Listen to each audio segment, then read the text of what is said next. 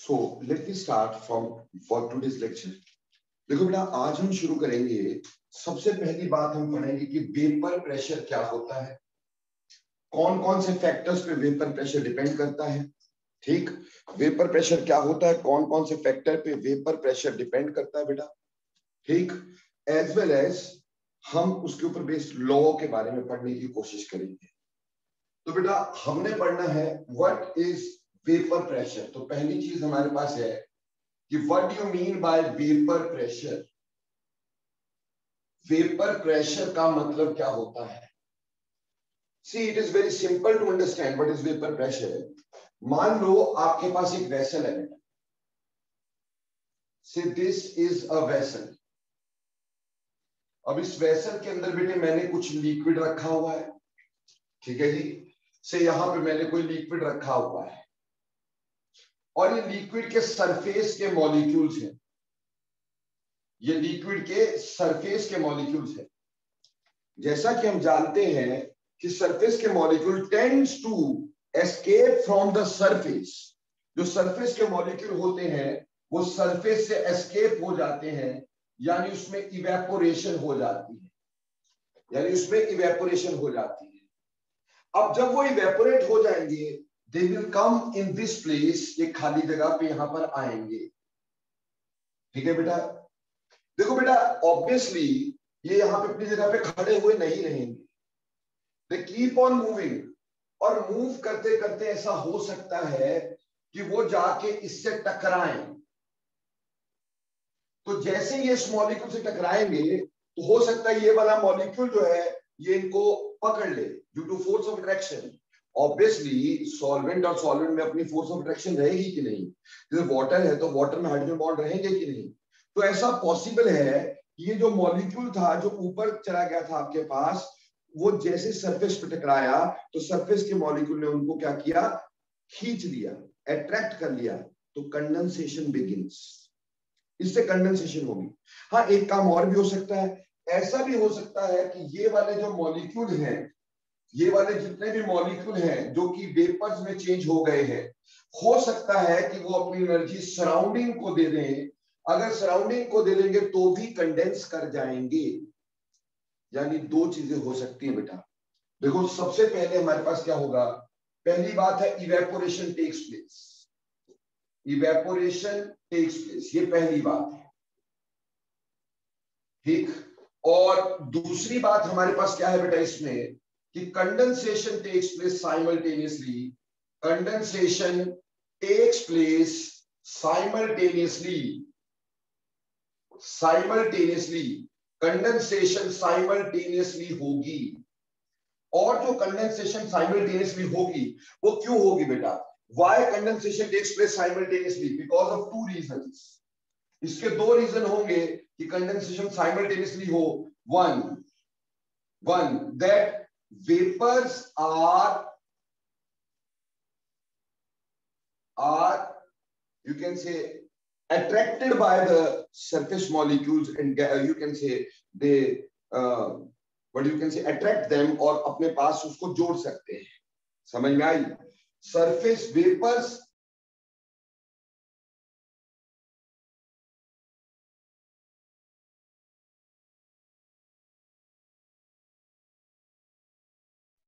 vapors comes into contact, vapors come into contact of, vapors come into contact of surface molecules, surface molecules and gets attracted। या तो इस वजह से बेटा हमारे पास कंडेंसेशन होगी, और या फिर vapours gives its energy, gives its energy to surrounding। इन दो वजह से, ये जो दो वजह हमारे पास आई, एक वजह आई कि vapours come into contact with surface, ठीक, surface molecule and gets attracted, और दूसरा vapour gives its energy to the surroundings. इन दो वजह से हमारे पास क्या हो जाएगी, कंडेंसेशन हो जाएगी। अब शुरुआत में मान लो इवेपोरेशन ज्यादा है, पर जैसे इवेपोरेशन ज्यादा है, यहाँ मॉलिक्यूल ज्यादा होने शुरू हो जाएंगे। जब यहाँ मॉलिक्यूल ज्यादा होने शुरू हो जाएंगे बेटा, तो ऑब्वियसली इसका सरफेस पे टकराना भी ज्यादा हो जाएगा, यानी कंडेंसेशन भी हो जाएगी। At a particular time, at a particular instant, किसी पर्टिकुलर इंस्टेंट पर क्या होगा, किसी पर्टिकुलर इंस्टेंट पे ऐसा हो जाएगा कि rate of evaporation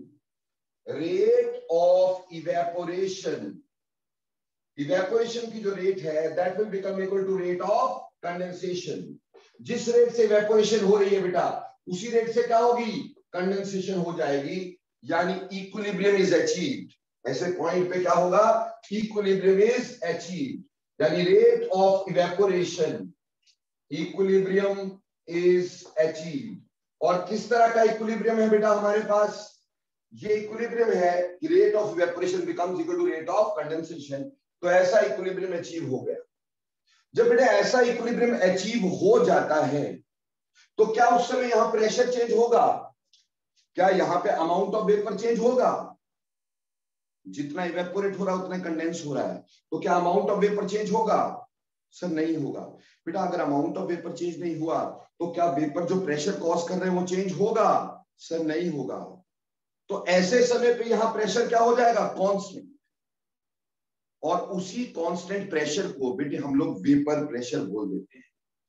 so vapour pressure क्या होता है, pressure exerted by vapours, pressure exerted by vapors on the surface, pressure exerted by vapors on the surface of liquid in equilibrium, क्या कहा, pressure exerted by vapours on the surface of liquid in equilibrium is called as vapour pressure. तो vapour pressure क्या होता है, जब rate of evaporation condensation के बराबर हो जाती है, उस समय जो वेपर्स इस लिक्विड के सरफेस पे जो प्रेशर रहे होते हैं बेटा, उस प्रेशर को अपन वेपर प्रेशर कहते हैं। तो सर एक बात बताओ, आपने बोला जब इक्विलिब्रियम आया तब इसको वेपर प्रेशर बोलते हैं, और अगर इक्विलिब्रियम नहीं आएगा तो क्या बोलेंगे बेटे, तब इसको बोलते हैं एक्वस टेंशन।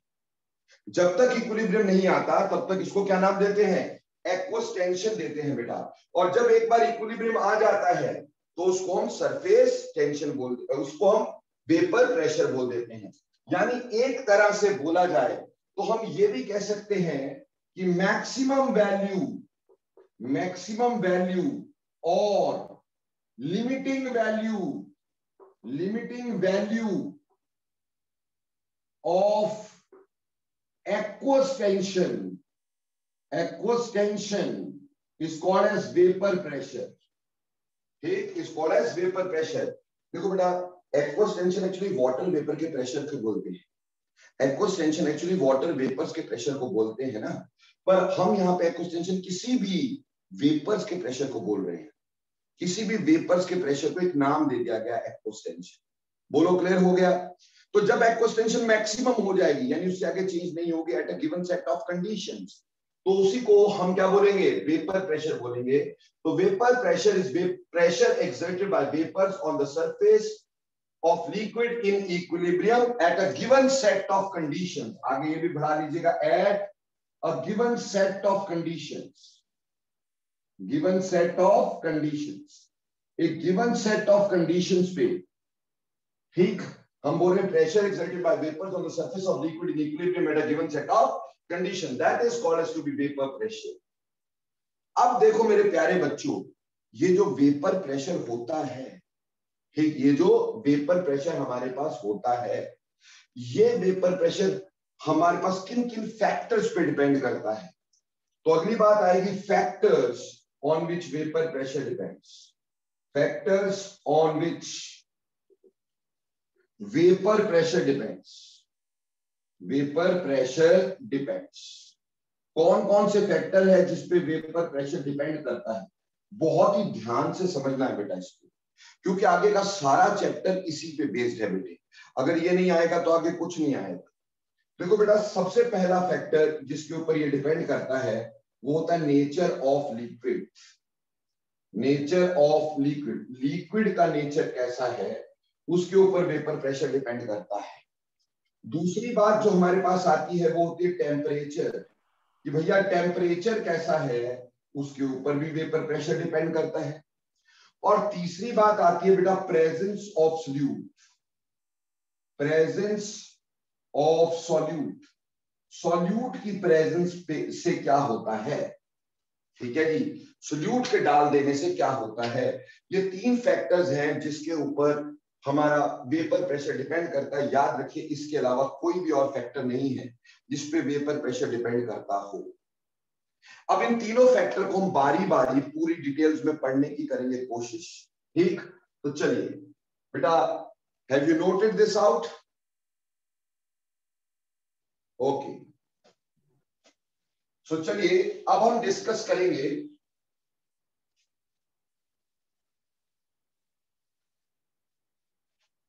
वेपर प्रेशर को, जो जो फैक्टर्स हमारे पास गवर्न कर रहे हैं उनको बारी बारी समझने की करेंगे कोशिश।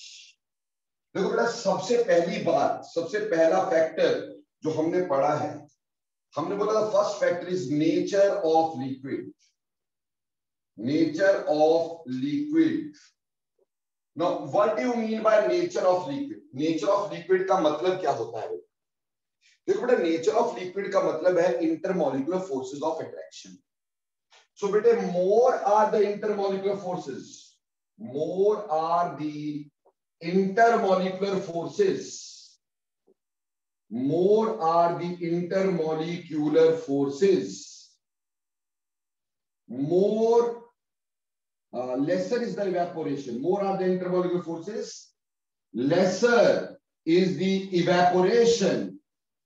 जितनी बेटा हमारे पास फोर्सेस ज्यादा होंगी इवेपोरेशन उतनी कम हो जाएगी, evaporation, and lesser is vapour pressure. यानी इंटरमॉलिक्यूलर फोर्सेस जितनी ज्यादा होंगी वेपर प्रेशर उतना ही कम होगा। Intermolecular forces is inversely proportional to vapour pressure. Intermolecular forces जितनी ज्यादा वेपर प्रेशर उतना ही कम। अब बेटा इंटरमॉलिक्यूलर फोर्सेस हम कैसे देखते हैं, आपको बहुत बार समझा दिया है। सबसे पहले हम देखेंगे कि क्या गिवन चीज में कहीं हाइड्रोजन बॉन्ड तो नहीं है, क्या गिवन चीज में कहीं हाइड्रोजन बॉन्ड तो नहीं है। अगर हाइड्रोजन बॉन्ड नहीं हुए, ठीक, तो दूसरी बात देखेंगे पोलैरिटी, कि क्या वो पोलर तो नहीं है। और पोलैरिटी अगर है, अगर पोलैरिटी नहीं है तो तीसरी बात क्या देखी जाती है, मोलर मास। जिसका मास ज्यादा हो, मास ज्यादा हो तो मतलब मॉलिक्यूल बड़ा है, मॉलिक्यूल बड़ा है तो उसमें van der Waals force of attraction ज्यादा है। और अगर मॉलिक्यूलर मास बराबर हो तो क्या देखा जाता है बेटा, मॉलिक्यूलर मास बराबर होता है तो देखते हैं सरफेस एरिया। जिसका सरफेस एरिया ज्यादा होता है उसमें van der Waals force of attraction ज्यादा होती है। तो सबसे ज्यादा हाइड्रोजन बॉन्ड, फिर पोलैरिटी, फिर मोलर मास और फिर सरफेस एरिया, ठीक।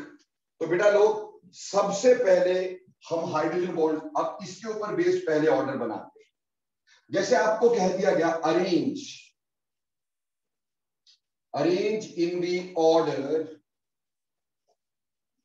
ऑर्डर ऑफ वेपर प्रेशर, और हमारे पास कुछ चीजें दे दी गई हैं, जैसे बोला वाटर, ठीक, एसीटोन, ठीक है जी, फिर दे दिया टोल्यूइन, ठीक, और फिर दे दिया बेंजीन, या यहां पे ना एक्सीएल ले देते हैं, लिक्विड एक्सीएल, और यहां बेंजीन। ऐसा कुछ हमारे को दे दिया गया है, ठीक, ऐसा कुछ भी हमारे को दे दिया गया है। और इसमें हमारे को बोल दिया गया है कि वेपर प्रेशर का ऑर्डर लगा। बेटे ऑब्वियस सी बात है कि इसमें हाइड्रोजन बॉन्ड है। अगर मैं इंटरमॉलिक्यूलर फोर्सेस देखता हूं तो इंटरमॉलिक्यूलर फोर्सेस वाटर में सबसे ज्यादा, क्योंकि उसमें हाइड्रोजन बॉन्ड है। वाटर के बाद HCl क्योंकि वो पोलर है। उसके बाद आ गया टोल्यूइन। टोल्यूइन क्या होता है? बेंजीन के सर पर CH3, आपको पता है टोल्यूइन, और सबसे कम किसका हो गया? बेंजीन। ये इंटरमॉलिक्यूलर फोर्सेस है। अगर ये इंटरमॉलिक्यूलर फोर्सेस है तो वेपर प्रेशर उससे उल्टा होगा। वाटर का vapour pressure will be less than HCl which is less than toluene and which can be less than benzene। ये पहली बात हो गई, ठीक, ये पहली बात हो गई हमारे पास। पहला हमने ऑर्डर बनाने की कोशिश की।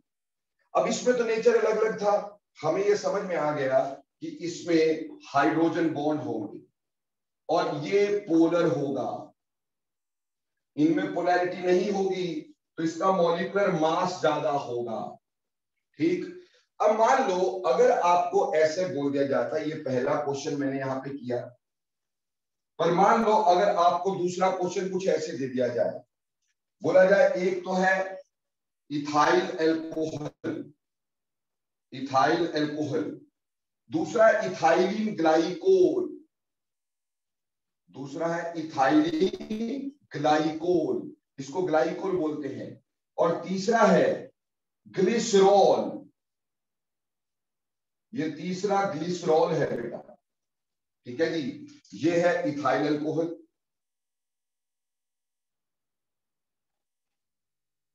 ठीक, और ये है बेटा ग्लाइकोल या इथाइलिन ग्लाइकोल बोलते हैं जिसको, और ये है बेटा ग्लिसरॉल। अब अगर ध्यान से देखें इन सभी में हाइड्रोजन बॉन्ड हो सकते हैं, लेकिन बेटा यहां पे हाइड्रोजन बॉन्ड सिर्फ ऑक्सीजन के थ्रू या हाइड्रोजन के थ्रू, दो हाइड्रोजन बॉन्ड बन सकते हैं, जबकि यहां पर इस ऑक्सीजन के थ्रू भी बन सकते हैं, इस हाइड्रोजन के थ्रू भी बन सकते हैं, इस ऑक्सीजन के थ्रू भी बन सकते हैं, इस हाइड्रोजन के थ्रू भी बन सकते हैं। सिमिलरली इस ऑक्सीजन के थ्रू, इस हाइड्रोजन के थ्रू, इस ऑक्सीजन के थ्रू, इस हाइड्रोजन के थ्रू, इस ऑक्सीजन के थ्रू, इस हाइड्रोजन के थ्रू, तो ऑब्वियसली यहां पे हाइड्रोजन बॉन्ड ज्यादा है और यहां हाइड्रोजन बॉन्ड कम है। तो अगर मैं इसमें वेपर प्रेशर का ऑर्डर तुम्हें बोलूं तो क्या बोलोगे? आप बोलोगे इथाइल अल्कोहल का vapour pressure will be more than glycol which is more than glycerol. The simple thing for this is extent of hydrogen bonding. क्या? Extent of hydrogen bonding. यहां जाते हुए एक्सटेंट ऑफ हाइड्रोजन बॉन्डिंग क्या कर रहा है? Increase करता जा रहा है। So more is the extent of hydrogen bonding, so more is the extent of hydrogen bonding, lesser is what you can say forces of attraction, and if it is lesser the force of attraction, obviously more will be the vapor pressure। ये पहला, ये दूसरा हो गया। अब देखो बेटा hydrogen bond की बात करनी, एक और क्वेश्चन हमारे पास कई बार दिखता है, हमें बोलते हैं एक है ऑर्थो नाइट्रोफिनोल और एक है पैरा नाइट्रोफिनोल। हमसे पूछा किसमें वेपर प्रेशर ज्यादा है, ऑर्थो नाइट्रोफिनोल, नाइट्रोफिनोल, और या फिर para nitrophenol, nitrophenol, ortho nitrophenol और पैरा नाइट्रोफिनोल। हमने बोला किसमें वेपर प्रेशर ज्यादा है, ऑर्थो नाइट्रोफिनोल में कि पैरा नाइट्रोफिनोल में? तो पहली बात ऑर्थो नाइट्रोफिनोल क्या हुआ बेटा? देखो बेटा ऑर्थो नाइट्रोफिनोल में हमारे पास जहां पे OH, ऑर्थो पे NO2 होगा, दिस इज ऑर्थो नाइट्रोफिनोल। और रही बात पैरा नाइट्रोफिनोल की, जहां तक बात करते हैं तो ये OH यहां पे और पैरा पे NO2 होगा, ये पैरा नाइट्रोफिनोल होगा बेटा। अब देखो वेरी सिंपल बात ये है कि इसमें इस H और इस O attraction होगी, so this attraction will be called as intramolecular hydrogen bond। ये क्या बन गया? ये बन गया intramolecular hydrogen bond, intramolecular hydrogen bond। और जबकि अगर मैं पैरा नाइट्रोफिनोल लूं तो हाइड्रोजन बॉन्ड या तो यहां से बनेगा या यहां से बनेगा, यानी takes part in intermolecular hydrogen bond, ठीक, यानी ये बोल सकते हैं it forms intermolecular hydrogen bonds, intermolecular hydrogen bonds. अब मेरे प्यारे बच्चों, जब हम बोल रहे हैं इंटरमॉलिक्यूलर हाइड्रोजन बॉन्ड, तो क्या होगा, ये मॉलिक्यूल दूसरे को पकड़ के रखेगा। इंटरमॉलिक्यूल यानी दो मॉलिक्यूल्स के बीच में, तो ये मॉलिक्यूल किस दूसरे मॉलिक्यूल को पकड़ के रखेगा, उड़ने नहीं देगा। जब उड़ने नहीं देगा, इवेपोरेशन कम होगी। इवेपोरेशन कम होगी तो भैया वेपर प्रेशर कम हो जाएगा, तो इसका वेपर प्रेशर कम। जबकि यहां पे इंट्रामॉलिक्यूलर हाइड्रोजन बॉन्ड है, तो ये आपस में बॉन्ड बना के बैठा है, एक किसी दूसरे के साथ बॉन्ड में पार्टिसिपेट नहीं कर रहा है, ये आपस में बॉन्ड बना रहा है। तो भैया दूसरा मॉलिक्यूल इसको पकड़ के नहीं रखेगा, पकड़ के नहीं रखेगा, ऑटोमेटिकली इवेपोरेट होगा। तो कहने का मतलब यहां पे अगर मैं वेपर प्रेशर बोलता हूं, तो बेटे ऑर्थो नाइट्रोफिनोल का vapour pressure is more than para nitrophenol. ठीक, the simple thing is that here we have intramolecular hydrogen bond and here we have intermolecular hydrogen bond. Intramolecular hydrogen bond के चलते किसी दूसरे मॉलिक्यूल का attract नहीं होगा, जबकि किसी दूसरे मॉलिक्यूल के साथ भी उतना ही अट्रैक्टेड रहेगा। Am I clear? इसी तरह से बेटे, इसी तरह से हमारे पास आ जाएगा ortho salicylic acid and para salicylic acid. Ortho salicylic acid and para salicylic acid. No, ortho salicylic acid क्या हुआ बेटे, ऑर्थो सैलिसिलिक एसिड हो गया यहां पे OH और यहां पे C डबल बॉन्ड OH यानी COOH एसिड। तो OH और COH ये दो लगे हैं हमारे पास, ये सैलिसिलिक एसिड। अगर ऑर्थो पे लगा है तो सैलिसिलिक एसिड ऑर्थो वाला होगा, और अगर पैरा पे लगा हुआ है कार्बोक्सिलिक ग्रुप तो ये पैरा सैलिसिलिक एसिड होगा। अगेन यहां पे हमारे पास इंट्रामोलिकुलर हाइड्रोजन बॉन्ड होगा और यहां पे क्या बनेंगे, इंटरमोलिकुलर हाइड्रोजन बॉन्ड। तो ऑर्थो सैलिसिलिक एसिड का vapour pressure will be more than para salicylic acid, and that is based on कि हमारे पास यहां पे इंट्रामोलिकुलर हाइड्रोजन बॉन्ड है, जबकि यहां पे इंटरमोलिकुलर हाइड्रोजन बॉन्ड है। तो उम्मीद करता हूं बात पूरी तरह से क्लियर हो गई। अब तुमसे एक क्वेश्चन पूछना चाहूंगा, मेरे पास है एक this one, this is called as n pentane, इसको बोलते हैं एंड पेंटिंग। एक है ये, this is called as isopentane, ये आइसोपेंटेन होगा। And this is called as this is neopentane, this is neopentane. Now tell me किसका वेपर प्रेशर ज्यादा होगा, ठीक, ऑर्डर लगा के बताना है आपने, जल्दी बताइएगा किसका वेपर प्रेशर यहां पे ज्यादा होगा।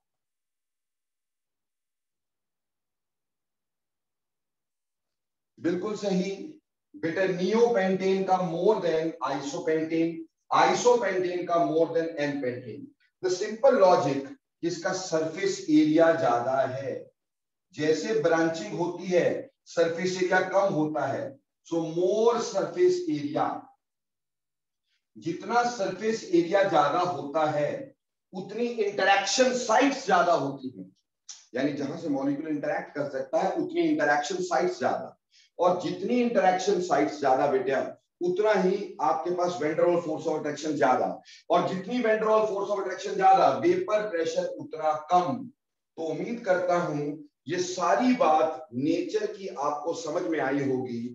अगर अलग अलग देखेंगे तो सबसे पहले हाइड्रोजन बॉन्ड देख लेना, फिर पोलैरिटी देख लेना, फिर मोलर मास देख लेना, और फिर सरफेस एरिया देख लेना।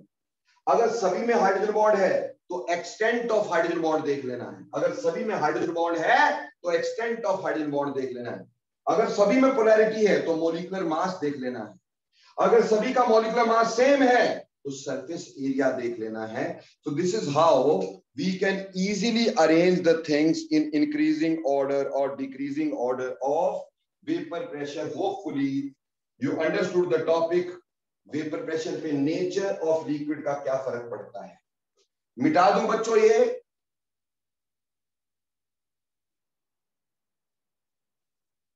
चलिए नेक्स्ट देखिएगा, दूसरा, हमारे पास कौन सी चीज थी जिसके ऊपर वेपर प्रेशर डिपेंड कर रहा था? What was the second health thing जिसके ऊपर वेपर प्रेशर डिपेंड कर रहा था? सी सेकंड चीज जिसके ऊपर वेपर प्रेशर डिपेंड कर रहा था, बेटा सेकंड चीज होती है टेम्परेचर। दूसरी चीज हमने क्या पढ़ी थी? सेकंड फैक्टर जिसके ऊपर हमारे पास वेपर प्रेशर डिपेंड कर रहा था वो था टेम्परेचर। वो क्या था? Temperature. Now what do you mean by temperature? Temperature आपको पता है इसका क्या फर्क पड़ेगा?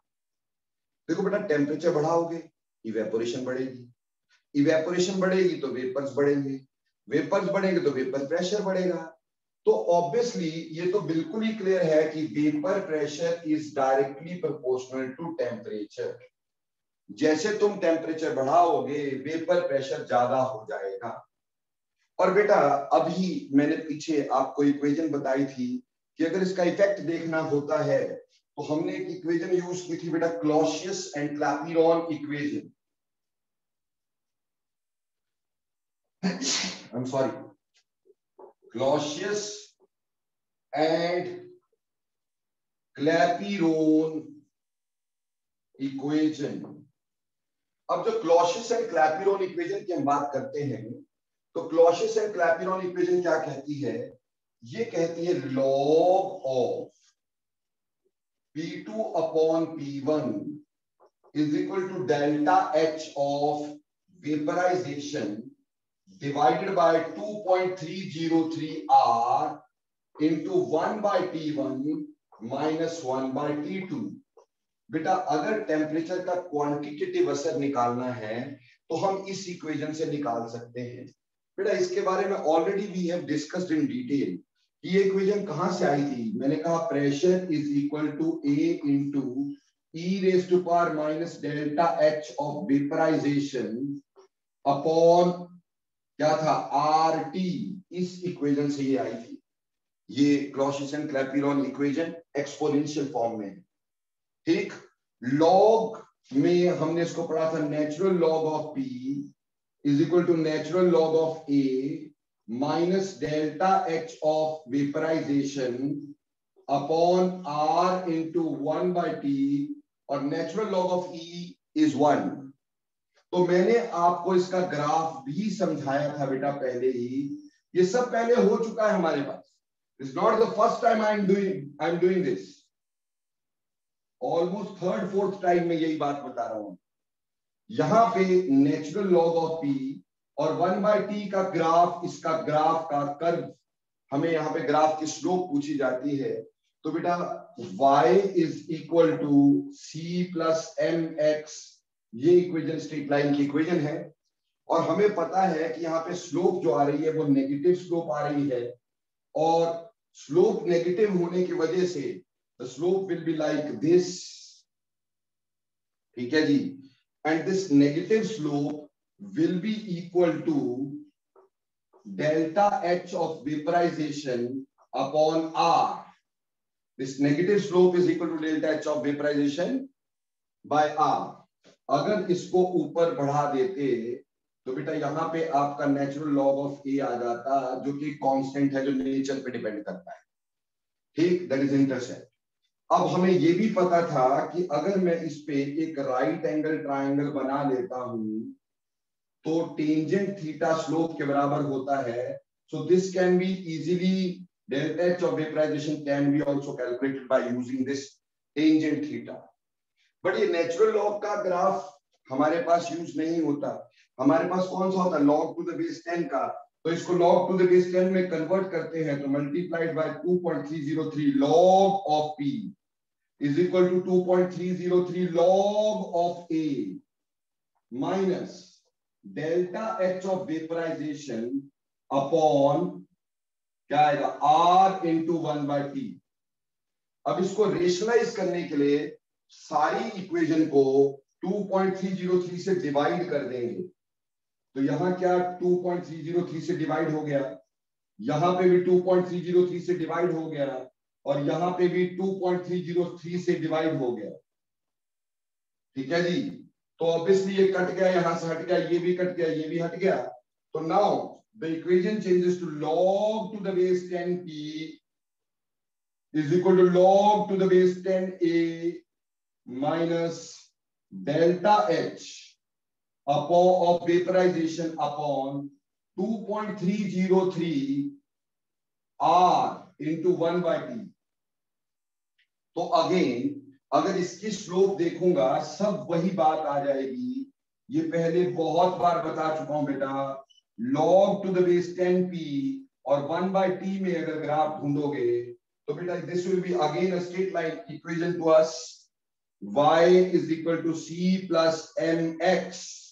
x एक्सिस पे 1 by t, y एक्सिस पे log of t. Slope again becomes negative. और यहां पे जो नेगेटिव स्लोप है वो किसके बराबर हो जाएगी? Delta H of vaporisation upon 2.303 R के बराबर हो जाएगी. ठीक है जी. और इसको बेटा आप लोग क्या करेंगे, एक राइट एंगल ट्रायंगल बना लेंगे और इसको टेंजेंट थीटा के बराबर पुट कर देंगे. तो दिस इज टेंजेंट थीटा. यहां से भी हम डायरेक्ट एच निकाल सकते हैं. ये सब पढ़ा है.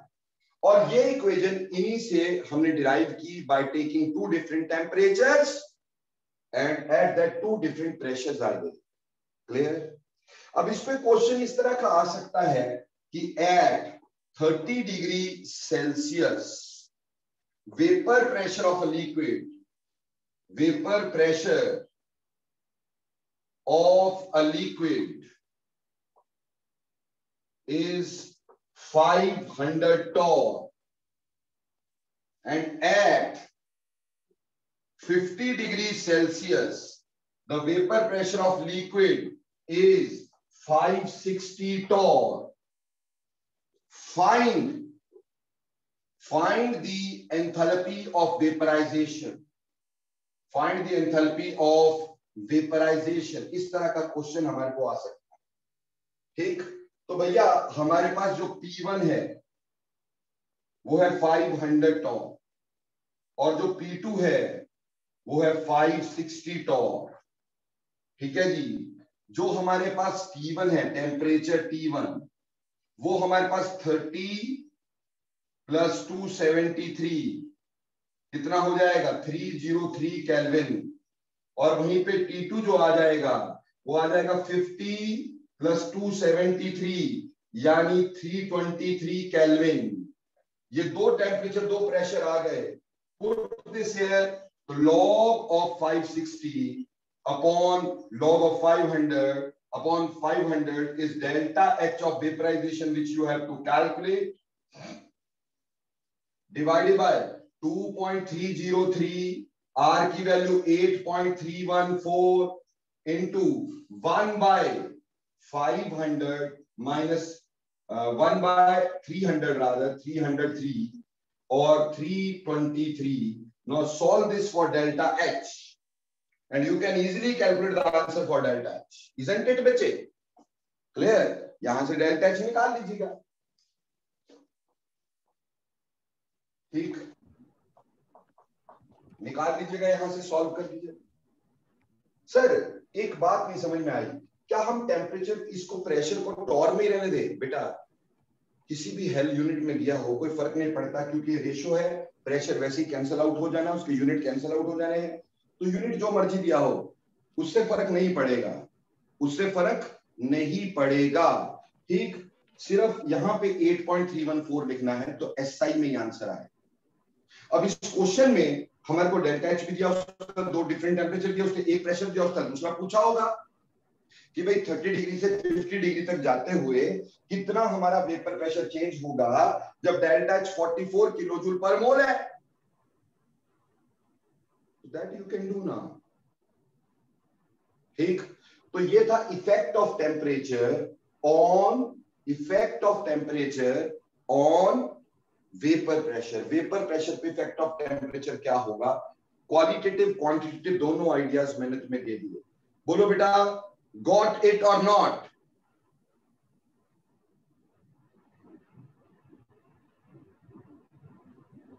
Okay, now coming further. आगे चलते दोस्तों।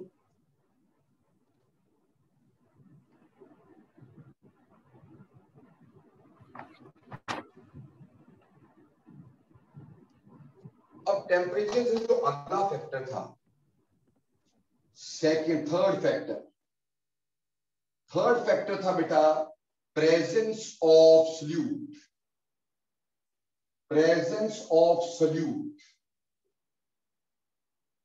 देखो बेटा, सल्यूट दो तरह के हो सकते हैं, सॉल्यूट दो तरह के हो सकते हैं। एक हो सकता है वॉलेटाइल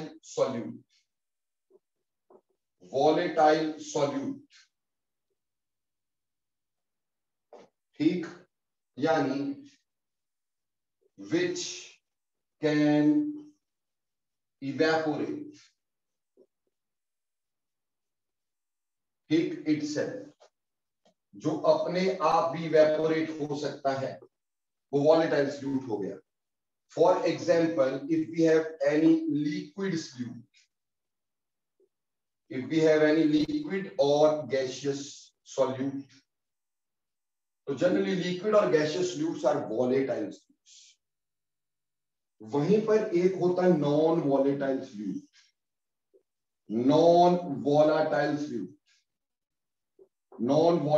solute, ठीक बेटे, जिसको हम बोलेंगे which do not evaporate itself, ठीक, which do not evaporate itself, ये नॉन वॉलेटाइल सॉल्यूट हो गया। For example generally solid solute, for example NaCl हो गया, KCl एटसेट्रा हो गया। देखो बच्चे, ज्यादातर लोग क्या पढ़ाते हैं, थोड़ा सा ध्यान देंगे, ये थोड़ा सा ट्रिकी टॉपिक है, क्योंकि बुक्स में भी इसको गलत तरीके से इंटरप्रेट किया गया है, ठीक है, बहुत सारी किताबों में गलत तरीके से बताया गया है, ठीक। It is a very very important topic, ठीक। लोग ये कहते हैं कि जिस सॉल्यूशन में नॉन वॉलेटाइल सॉल्यूट होता है उसका वेपर प्रेशर कम होता है, ठीक, और वॉलेटाइल के लिए वो कुछ नहीं बोलते हैं। ये भी वो कई बोल देते हैं वॉलेटाइल के लिए डिपेंड करता है वॉलेटिलिटी पे। अगर आप पूछोगे किससे, तो हर आदमी आपको ये बोलेगा कि भैया vapour pressure of non volatile solute, vapour pressure of solution containing non volatile solute is always less. क्या बोलेगा? Vapour pressure of solute containing non volatile solute is always less than pure solvent. Pure solvent के मुकाबले vapour pressure solute का, यानी non volatile solute वाले solution का हमेशा कम होगा। अब उससे पूछना कि सर अगर वॉलेटाइल हुआ तो बोलेगा ये डिपेंड करता है वॉलेटिलिटी पे। लड्डू नहीं डिपेंड करता वॉलेटिलिटी। समझ में आई बात? आपने सिर्फ एक बात समझनी, आपने सिर्फ ये समझना है कि vapour pressure of solution, vapour pressure of solution is always less than pure solute, pure components, less than pure solvent। ये हमेशा ध्यान में रखना। Vapour pressure of solution containing, vapour pressure of solution is always less than pure solvent. Pure solvent के मुकाबले solution का vapour pressure हमेशा ही कम होगा, इट इज ऑलवेज लेस। ठीक, क्लियर? क्यों होगा always less? What is the reason? अब यहां पे एक बहुत बड़ी एनोलॉजी है जो लोग पढ़ाते हैं। देखो बेटा, आपने ये तो समझ लिया कि चलो vapour pressure of solution is always less than pure solid. बेटा आगे सारा चैप्टर इसी लाइन पे डिपेंड करता है, आगे सारा चैप्टर इसी लाइन पे डिपेंड करता है। बेटा ये ध्यान रखना, this is the most important line of this whole of the chapter. The vapor pressure of solution is always less than pure solvent। अब क्यों होगा? तो पहले इसका लड्डू आंसर बताता हूं। आप कभी भी इसका आंसर अपने दोस्तों से जरूर पूछना, जरूर मतलब जरूर पूछना, जरूर मतलब जरूर पूछना है, सभी ने पूछना है, ठीक। पर ये नहीं जो मेरे पास पढ़ते हैं उन्हीं से पूछ रहे, उसका क्या फायदा होगा, पर जरूर पूछना है। आपको आंसर ये मिलेगा कि देखो जी, हमारे पास ये एक सरफेस था या ये एक वेसल था और वेसल के अंदर ये लिक्विड था और लिक्विड के सरफेस पे मान लेते हैं ये चंद मॉलिक्यूल हैं जो सरफेस पे है। And as evaporation is the surface phenomena, तो ये मॉलिक्यूल इवेपोरेट करेंगे सॉल्वेंट की, अभी प्योर सॉल्वेंट की बात कर रहे हैं। जब ये इवेपोरेट करेंगे तो इसकी वजह से वेपर्स बनेंगे, ये सारे इवेपोरेट करेंगे तो इसकी वजह से हमारे पास यहाँ पे वेपर्स बनेंगे और जिसकी वजह से हमारे पास वेपर्स का प्रेशर बनेगा। अब जब हम इसमें सॉल्यूट को ऐड कर देते हैं, व्हेन सॉल्यूट इज एडेड, ध्यान से समझेगा, व्हेन सॉल्यूट इज एडेड, जब आप सॉल्यूट को ऐड करते हो तो कहा यह जाएगा कि होगा ये सर कि सॉल्यूट को ऐड किया तो होगा ये कि some of the molecules of the surface are replaced by some of the molecules of the surface are replaced by solute molecules. कुछ मॉलिक्यूल सरफेस के जो होंगे they will be replaced by solute molecules. यहां solute molecule आ गए, some of the molecules may be replaced by solute molecules. And solute if it is non-volatile, तो बोलोगे कि evaporating molecule कम हो जाएंगे, evaporating molecule कम हो गए तो वेपर कम बनेंगे, वेपर कम बनेंगे तो वेपर प्रेशर कम होगा, ठीक। क्या कहा कि जब सॉल्वेंट था प्योर तो बेटा सारे सरफेस के मॉलिक्यूल उड़ रहे थे तो ज्यादा इवेपोरेशन हो रही थी, यहाँ पे वेपर ज्यादा बन रहे थे तो उनका प्रेशर ज्यादा था। जब सॉल्यूट ऐड कर दिया गया तो सॉल्यूट ऐड करके सम ऑफ द मॉलिक्यूल्स में come on the surface, some of the solute molecule में come on the surface, and because they come on the surface they will not evaporate because they are non-volatile, they are not evaporating, so evaporating molecules are less, so evaporating molecules are less, so अगर evaporating molecules are less तो यहाँ पे evaporation से vapour कम, vapour कम तो उसका pressure कम, इसलिए vapour pressure कम हो जाता है। This is the thought given to you people, पूछ के देख लीजिएगा, नहीं आएगा ये जवाब तो जो बोलोगे करेंगे अपन। बेटे लड्डू थॉट है, this is a laddoo thought and I will prove that why it is a laddoo thought. ये ना चंद बुक्स में लिखी हुई है, जो ज्यादातर लोग फॉलो करते हैं ना, टुच्ची तारा की किताबें, उसमें ये लिखा है। सर आपके नोट्स में भी लिखा है, अरे मैंने तो जानबूझ के लिखा है, क्योंकि अगर मैं अपना सब कुछ सबको बता दूंगा तो आप कंपीट किससे करोगे, ठीक। इसलिए जानबूझ के उसमें लिखा है ताकि पता ही किसी को न चले सिवाय तुम लोगों, है ना। जो मेहनत करे उनको मिलना चाहिए। अगर कोई ऐसा बोलता है तो उसको 2 क्वेश्चन पूछना मेरे, ठीक। उसको पहला एक क्वेश्चन पूछना, कहना कि सर मेरे पास एक वेसल है,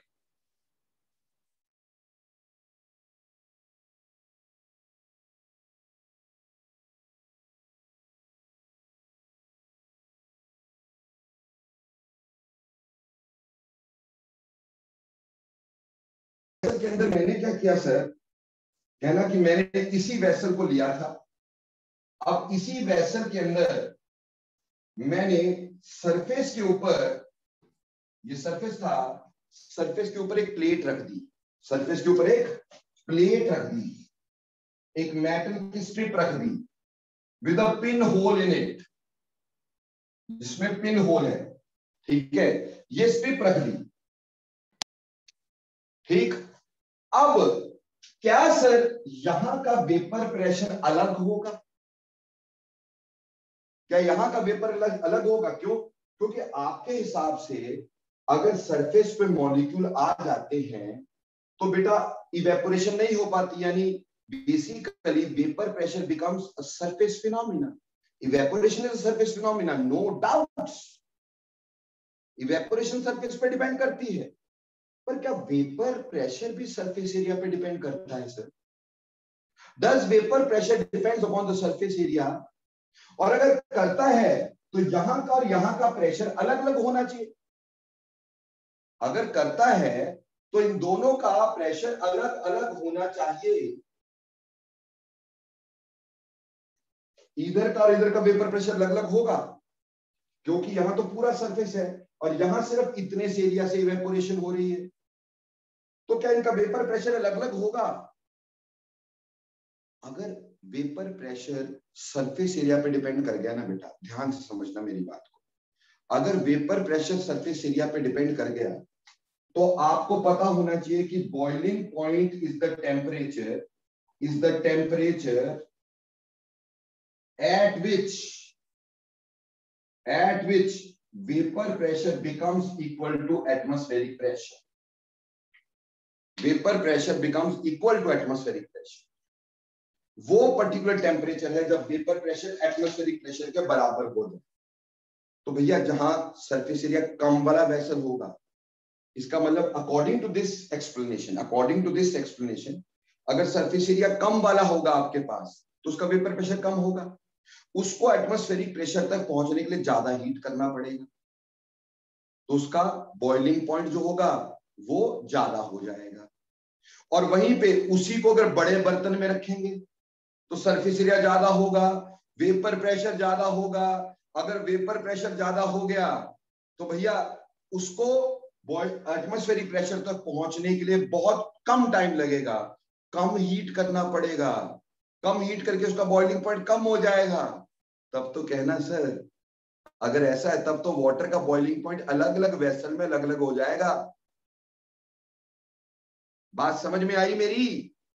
कि अगर वेपर प्रेशर इसके अकॉर्डिंगली देखा जाए एट आपके पास सरफेस एरिया पे डिपेंड कर जाए, अगर सरफेस एरिया पे डिपेंड कर जाए तो अलग अलग सरफेस एरिया वाले वेसल में अलग अलग वेपर प्रेशर, और इसका मतलब उसको हीट अलग अलग करना पड़ेगा to reach till atmospheric pressure. तो काके उनका तो क्या हो गया, बॉइलिंग पॉइंट अलग अलग हो गया। तो वाटर छोटे बर्तन में उसका बॉइलिंग पॉइंट क्या ज्यादा, बड़े बर्तन में बॉइलिंग पॉइंट कम, क्या ऐसा होता है? Is it possible? नहीं। तभी मैं कह रहा हूं ये एक लड्डू थॉट है, और लड्डू ही लोग इसको बताएंगे और लड्डू ही लोग पढ़ेंगे और वो सारी जिंदगी लड्डू रहेंगे। ठीक, तुमने ध्यान रखना है, actually this is not a logic, this is not a logic. फिर उनसे ये भी पूछ लेना कि सर एक बात बताओ, अगर ऐसा है, अगर मान लो वॉलेटाइल सॉल्यूट डाल दें तो क्या वेपर प्रेशर ज्यादा हो जाएगा? तो बोलेंगे हाँ वेपर प्रेशर ज्यादा हो जाएगा। गधे हैं आप, सॉल्यूट कैसा भी हो वो सॉल्वेंट के वेपर प्रेशर को हमेशा कम करेगा। सॉल्यूट कैसा भी हो उसके सॉल्यूशन का वेपर प्रेशर हमेशा सॉल्वेंट से कम होगा। सॉल्यूट कैसा भी हो उसके सॉल्वेंट का वेपर प्रेशर हमेशा सॉल्यूशन से कम होगा। क्यों भाई? बेटा पहली बात, सॉल्यूशन होता क्या है? Homogeneous mixture. होमोजेनस बनता कब है? when there is force of attraction, when there is force of attraction, isn't it? क्या तेल और पानी को मिक्स करके सॉल्यूशन बना सकते हो? Can you form solution by mixing water and oil? No, क्योंकि उसमें अट्रैक्शन नहीं है। आप उन्हीं चीजों को डिसॉल्व कर सकते हैं जिसमें अट्रैक्शन हो, आप उन्हीं चीजों को डिसॉल्व कर सकते हैं जिनमें अट्रैक्शन हो। अगर अट्रैक्शन होगी, ठीक, उन्हीं में ही आपके पास क्या होगा, सॉल्यूशन बनेगा। और बेटे अगर अट्रैक्शन होती है तो एक मॉलिक्यूल दूसरे मॉलिक्यूल को स्ट्रांगली पकड़ के रखता है। अगर एक मॉलिक्यूल दूसरे मॉलिक्यूल को स्ट्रांगली पकड़ के रखेगा तो इवेपोरेट नहीं होने देगा बेटे, इवेपोरेट नहीं होने देगा। और उस वजह से, उस अट्रैक्शन की वजह से मेरे प्यारे बच्चों, हमारे पास जो होगा उस अट्रैक्शन की वजह से हमारे पास ये सॉल्यूट ने इसको पकड़ के रखा, ठीक, और सॉल्वेंट ने सॉल्यूट को पकड़ के रखना। उस अट्रैक्शन की वजह से सॉल्वेंट पूरी तरह उड़ नहीं पाता है, जब पूरा उड़ नहीं पाएगा, इवेपोरेशन कम होगी, इवेपोरेशन कम होगी तो बेटा वेपर प्रेशर कम हो जाएगा, इसलिए होता है। तो ये याद रखना, vapour pressure of solution is always less than pure solvent because of attraction between solute and solvent। जब सॉल्यूट और सॉल्वेंट में अट्रैक्शन होगी, उस अट्रैक्शन के चलते हमारे पास बेटे जी डेफिनेटली वेपर प्रेशर कम होगा। ये लॉजिक है, ना कि ये वाला। पर स्कूल में यही लिखना पड़ेगा यार, स्कूल वाले भी तो वही किताब पढ़ते प्रदीप दिनेश से, है ना भाई। तो हमें ये पता होना चाहिए लॉजिक। ये ऑलरेडी पेपर में क्वेश्चन आया, this question was already there in examination, Kerala के एग्जामिनेशन में आया कि भैया सॉल्यूशन का वेपर प्रेशर लेस क्यों होता है। ठीक, उसमें ये वाला भी दिया था और आंसर ये वाला दिया था। तो ये आंसर था, ये आंसर नहीं था, ये लड्डू लोग बढ़ा देते हैं। बोलो क्लियर? जल्दी बोलो यस और नो। कोई डाउट है तो पूछ सकते हैं। यस नीशू, क्या डाउट है भाई? सर जो आपने इसका रीजन बताया है वो उसमें बुकलेट में भी है पूरा? बिल्कुल नहीं है, बिल्कुल भी नहीं है सर थोड़ा सा एक बार दोबारा डिक्टेट करा दोगे फिर लिख लें। क्यों? लिखा तो हुआ है यहाँ पर, आपको बोला है it is because of attraction between the solute and solvent. Solute तभी डिसॉल्व करेगा बच्चे जब हमारे पास अट्रैक्शन होगी सॉल्वेंट के साथ। तो सॉल्वेंट और सॉल्यूट की अगर अट्रैक्शन हो गई तो मॉलिक्यूल एक दूसरे को पकड़ के रखेंगे। अगर मॉलिक्यूल एक दूसरे को पकड़ के रखेंगे तो क्या बेटे वो इवेपोरेट हो पाएंगे? अगर वो इवेपोरेट नहीं हो पाए तो क्या बेटे वहां पे वेपर ज्यादा बनेंगे? अगर वेपर्स नहीं बन पाए तो क्या वेपर प्रेशर ज्यादा होगा? नहीं होगा। तो it is due to attraction. अब चाहे सॉल्यूट वॉलेटाइल हो चाहे सॉल्यूट नॉन वॉलेटाइल हो, ठीक, सिर्फ ये है कि वॉलेटाइल की फोर्स ऑफ अट्रैक्शन कम होगी तो वेपर प्रेशर का डिक्रीज बहुत ही कम होगा, लेकिन जो हमारे पास नॉन वॉलेटाइल होगा ये बहुत ज्यादा डिक्रीज कर देगा भाई वेपर प्रेशर को। So this is the logic. Got it और नॉट? Yes sir. बेटे क्वेश्चन देखो, वेपर प्रेशर पे कितनी तरह के क्वेश्चन हैं। ठीक, question based on the vapour pressure. देखो बेटा, क्वेश्चन नंबर 1 जो हमसे पूछा जाता है, बोलते हैं why ammonia bottles are cooled down before they are opened। ये पहला क्वेश्चन है। ये पहला क्वेश्चन है जो प्लस 2 में आपसे पूछा जाएगा कि अमोनिया बॉटल को खोलने से पहले ठंडा क्यों करना पड़ता है। क्योंकि बेटा अमोनिया की बॉटल के अंदर अमोनिया का वेपर प्रेशर बहुत ज्यादा होता है। अमोनिया के बॉटल के अंदर अमोनिया का वेपर प्रेशर बहुत ज्यादा होता है। जैसे ढक्कन खोलोगे तो अमोनिया विल स्प्रट आउट, एकदम से बाहर आएगी क्योंकि अंदर प्रेशर ज्यादा है वेपर्स का। वेपर ज्यादा बाहर एकदम से आएंगे तो ये आपके ऊपर गिरेगी। It is dangerous. आपके कपड़ों पे गिरेगी, आपके ऊपर गिरेगी। अब आप बेटा अगर इसको पहले ठंडा कर देंगे, you keep it in water और कीप इट इन फ्रिज, थोड़ा सा कूल कर दोगे तो कूल करने से टेम्परेचर कम होने से वेपर प्रेशर कम हो जाएगा। वेपर प्रेशर कम होने से जब बॉटल को खोलते हैं तो it will not spread out, ये बाहर नहीं आएगा। बेटा क्वेश्चन दोबारा से समझ लो। बोला why ammonia bottles are cooled down before they are open.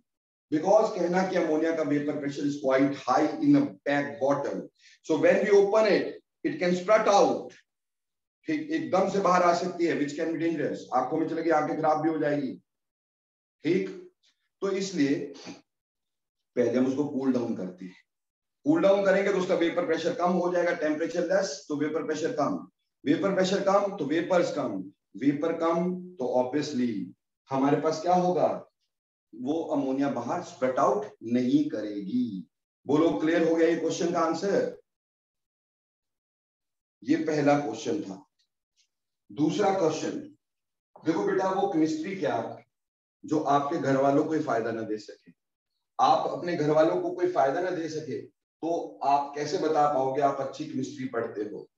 आप बता ही नहीं पाओगे। ठीक, तो अच्छी केमिस्ट्री का मजा घर वालों को भी दो। कैसे? देखो बेटा, हमारे को अगला क्वेश्चन आएगा कि जो अनियंस होते हैं, अनियंस, देखो आपकी मम्मा अनियन काटती होगी खाना बनाते हुए और खूब रोती होगी। ठीक, जैसे अनियन काटेंगे खूब रोएंगे, आंखों से आंसू आंसू आंसू। कभी तुम्हें बोल दिया काटने के लिए, तुम तो रो रो के पागल हो जाओगे, है ना?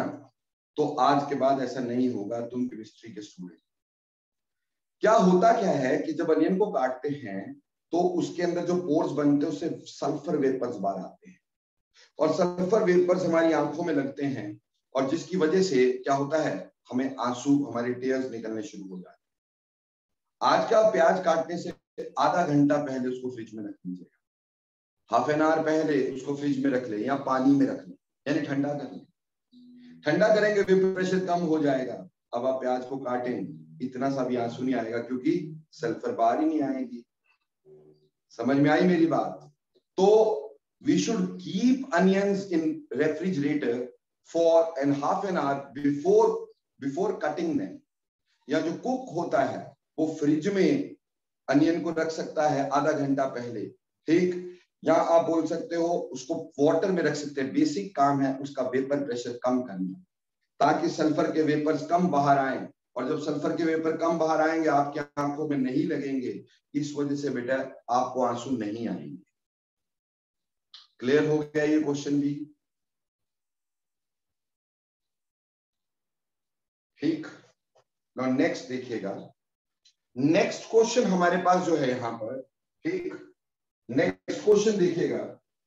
अगर मैं नेक्स्ट क्वेश्चन की बात करता हूं, ये एक ऑलरेडी आस्क्ड क्वेश्चन प्लस 2 में बहुत बार।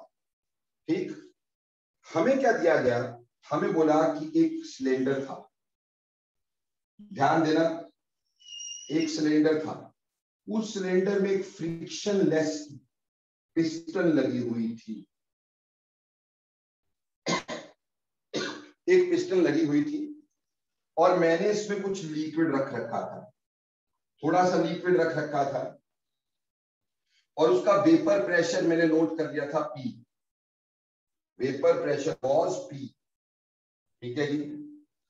अब मैंने क्या किया, मैंने इस पिस्टन को थोड़ा सा बाहर की तरफ को पुल कर लिया। ये सिलेंडर था और मैंने पिस्टन को पुल कर लिया अपनी तरफ, बाहर की तरफ। अब क्या हुआ कि वॉल्यूम इंक्रीज हो गया। ठीक, आफ्टर इसको ऊपर की तरफ को पुल करने के लिए बाद वॉल्यूम इंक्रीज हो गया। क्वेश्चन समझे कि हमने पिस्टन को अपवर्ड मूव करवा दिया, पिस्टन मूव्स अपवर्ड। ठीक, पिस्टन अपवर्ड मूव हुई। ठीक, लिक्विड वही है, उसका वॉल्यूम वही है, उसके ऊपर का वॉल्यूम चेंज हो गया है। नो व्हाट क्वेश्चन है, what is the effect, what is the effect on evaporation? पहली बात है what is the effect on evaporation. दूसरी बात है what is the effect on condensation. Evaporation की जगह यहां रेट ऑफ इवेपोरेशन लिखना है, rate of evaporation.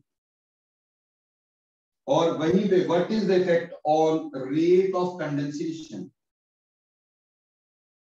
Rate of condensation.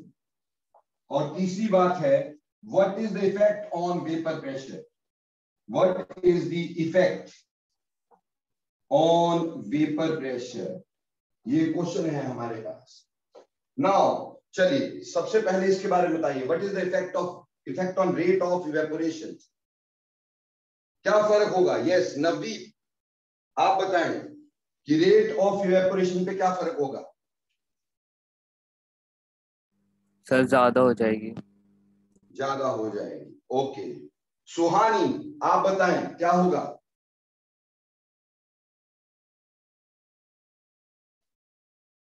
Suhani are you listening me बेटा? Yes sir. बताओ क्या होगा? इंक्रीज। इंक्रीज। ओके मानव, क्या होगा भाई? सर डिक्रीज होगा। बेटा it will remain same, no effect, no effect। बेटा इवेपोरेशन डिपेंड करती है नेचर ऑफ लिक्विड पे। क्या लिक्विड का नेचर चेंज हुआ? नहीं हुआ।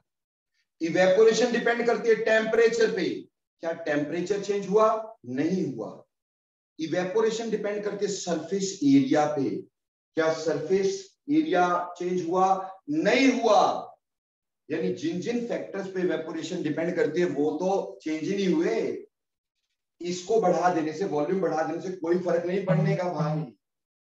समझे मेरी बात? समझे कि नहीं?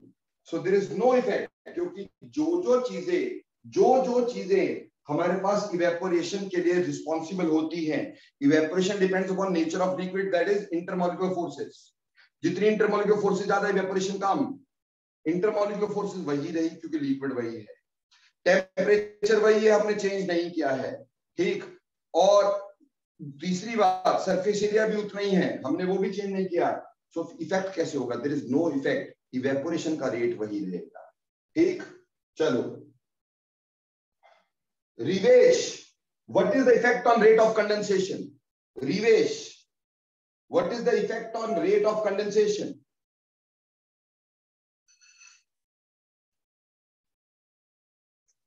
Rivesh, are you listening me? Increase. Okay. Vishnu, क्या इफेक्ट होगा भाई रेट ऑफ कंडेंसेशन पे? Vishnu, are you listening me बेटा?